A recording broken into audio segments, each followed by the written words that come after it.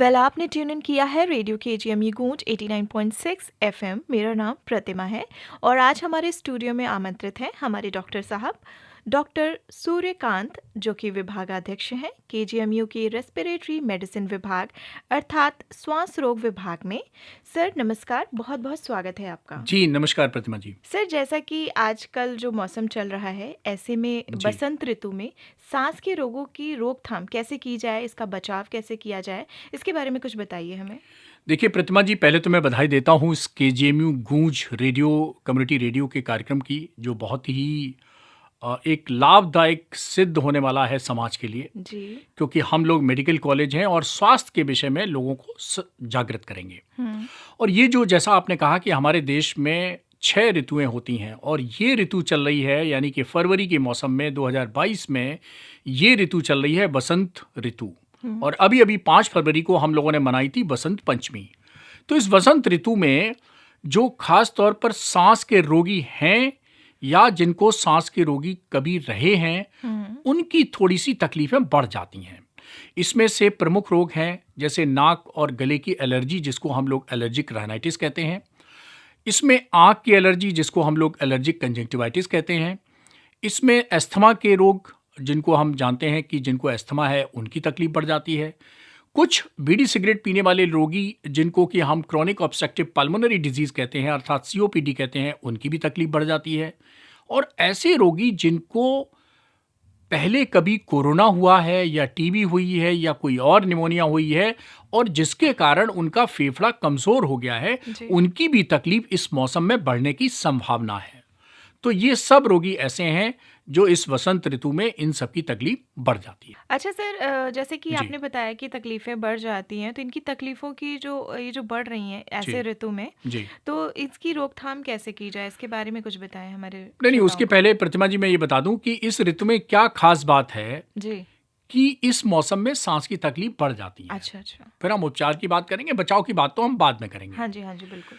तो देखिए, इस ऋतु में क्या होता है कि इस ऋतु में 2-3 चीज परिवर्तित होती हैं। वैसे तो ये वसंत ऋतु बहुत उत्साह का मौसम है, उमंग का मौसम है।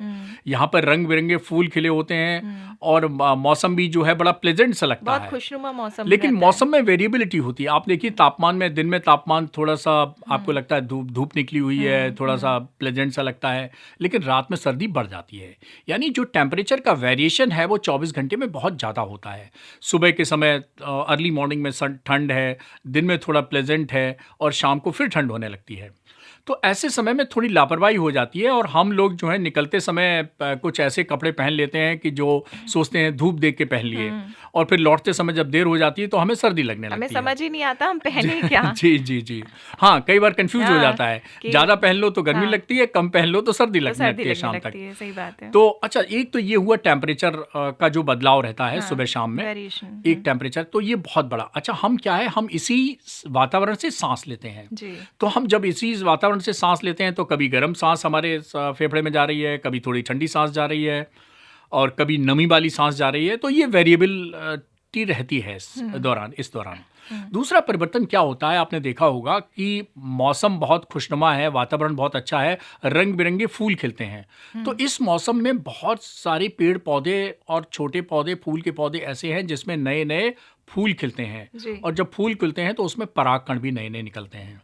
इन्हें हम अंग्रेजी में पॉलन ग्रेन्स कहते हैं। और सांस के साथ ये पॉलन ग्रेन्स जो होते हैं ये भी बहुत छोटे आकार के होते हैं, और जब हम सांस लेते हैं तो ये सांस के साथ हमारे परागकण जो है नाक से होते हुए, गले से होते हुए और सांस से होते हुए, सांस मार्ग से होते हुए फेफड़े तक पहुंच जाते हैं। अच्छा। और प्रतिमा जी, आपको जान के ताज्जुब होगा, हम आपके श्रोताओं को बता दें, क्योंकि नए केजीएमयू गूंज से श्रोता जुड़े हैं आपके, तो बड़ा उनको उत्साह है सुनने का। तो उनकी जानकारी के लिए हम बता दें कि 200 किलोमीटर तक ये पॉलन ग्रेन ट्रेवल कर सकते हैं। अरे क्या बात कर रहे हैं। अर्थात लखनऊ के पौधों का जो परागकण है ये बाराबंकी और अयोध्या तक जा सकता है और इधर कानपुर तक जा सकता है। तो हमें लगता है जहाँ तक आपकी ये रेडियो गूंज सुनाई पड़ रही है केजीएमयू की, वहाँ तक परागकण भी जा सकते हैं। बिल्कुल। तो इसलिए परागकणों की रीच बहुत ज़्यादा है। तो ये परागकण भी क्या करते हैं कि जब सांस की नली में जाते हैं तो वहाँ पे थोड़ी सूजन पैदा करते हैं, और जब सूजन सांस की नली में होती है तो थोड़ी सिकुड़न होती है, और सिकुड़न होती है तो सांस फूलने लगती है, क्योंकि सांस को इसी सांस के मार्ग से होकर गुजर के जाना है। और जिस मार्ग से होकर गुजर के जाना है और वहाँ अगर सिकुड़न हो गई है तो नेचुरली सांस की तकलीफ हो जाती है। और जब सूजन आ जाती है तो खांसी भी आने लगती है, नाक के अंदर सूजन आने लगती है तो नाक भी टपकने लगती है। तो अक्सर आपने देखा होगा कि लोग जो है, कोई अपनी नाक पोंछ रहा है, कोई आंखों में खुजली कर रहा है, किसी को बीच में खांसी आ रही है। ऐसे लोग जिनको कभी सालों साल खांसी नहीं आई, उनको भी वसंत ऋतु में थोड़ी बहुत खांसी आने लगती है। तो ये मौसम के दो प्रमुख बदलाव हैं। थोड़ी हमारी लापरवाही है और थोड़ी, जैसे मैंने कहा कि टेम्परेचर की वेरिएबिलिटी है, और इसके साथ साथ नए परागकणों का आना। ये 2-3 फैक्टर ऐसे हैं इस मौसम में जो सांस के रोगियों की तकलीफ को बढ़ाते हैं। जी। अच्छा सर, जैसे कि अभी कोरोना तो खत्म नहीं हुआ है, कोरोना की थर्ड वेव आ गई है। तो कोरोना चल रहा है, मतलब अभी भी चले ही जा रहा है, पता नहीं कब तक चलेगा ये। तो इस मौसम में और भी बहुत से ऐसे रोग हो जाते हैं, तो लोग कंफ्यूज हो जाते हैं कि उन्हें कोविड हो गया है या उन्हें जुकाम हो गया है, सर्दी हो गई है। तो वो अंतर कैसे करें, कैसे पहचाने कि उन्हें हुआ क्या है? प्रतिमा जी, बहुत अच्छा प्रश्न है। और इसमें हम ही नहीं, कई डॉक्टर्स और पब्लिक और बहुत सारे लोग कंफ्यूज रहते हैं। और मैं आपको बता दूं कि 2 साल पहले जब ये कोविड शुरू हुआ तो अक्सर मेरे पास फोन आते थे, डॉक्टर साहब, डॉक्टर सूर्यकांत, मेरी नाक टपक रही, छींकें आ रही, नाक से पानी बह रहा, क्या कोरोना तो नहीं हो गया? जी। तो मैंने कहा इस समस्या का निदान कैसे निकाला जाए। तो मैंने एक छोटी कहावत कही। मैंने कहा जैसे हर चमकती हुई चीज सोना नहीं होती, वैसे हर टपकती हुई नाक कोरोना नहीं होती। तो लोगों को क्लियर हो गया।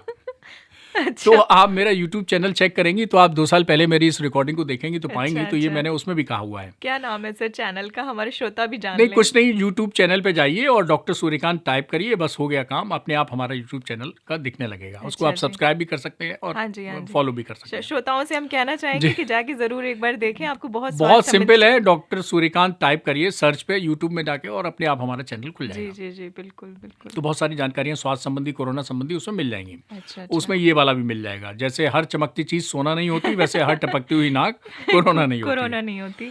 तो ये ध्यान रखना पड़ेगा कि देखिए, इस मौसम में चूंकि नाक की एलर्जी भी होती है, गले की भी एलर्जी होती है, आँख की भी एलर्जी होती है।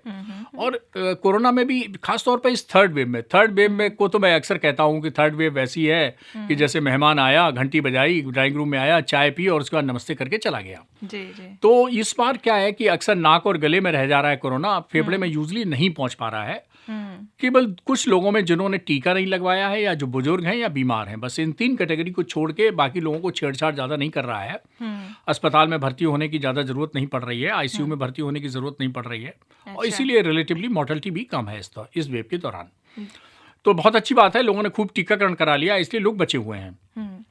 तो लोगों को ये ध्यान रखना पड़ेगा कि अगर अचानक आपकी खांसी आने लगी है, थोड़ा बुखार आ गया है, थोड़ी बॉडी एक हो गया है, तो अचानक हुआ है तो ये कोविड को सजेस्ट करता है। लेकिन आपको मालूम है कि हमारी तो हर साल इस मौसम में नाक बहती है, तो भाई बहने दो। अब वो नाक ही क्या जो बहे ना।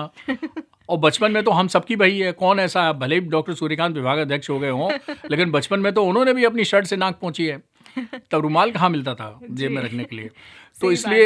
तो इसलिए ये छोटी मोटी जो समस्याएं अक्सर इस मौसम में हो जाती हैं, वो हो रही है, तो कोई खास बात नहीं है। इतना डरने की आवश्यकता लेकिन अगर आप कहीं भीड़ में गए हैं, कहीं का एक्सपोजर हुआ है, आपने मास्क लगाना भूल गए हैं और उसके बाद उसके 5 दिन के अंदर आपको अचानक ये होने लगा, और खास तौर पे आपको ऐसा लगता है कि नाक तो टपक ही रही है, छींकें तो आ ही नहीं, लेकिन इसके साथ साथ बॉडी एक हो रहा है और मुझे कुछ तबीयत ठीक नहीं लग रही है, तो ये कोरोना की तरफ इंडिकेशन करता है। और आप डॉक्टर से राय लीजिए, डॉक्टर कहता है कोविड टेस्ट करा लीजिए, और नहीं तो सिंपल जो सर्दी जुकाम के हर मौसम में आप दवा लिया करते थे वो ले लीजिए।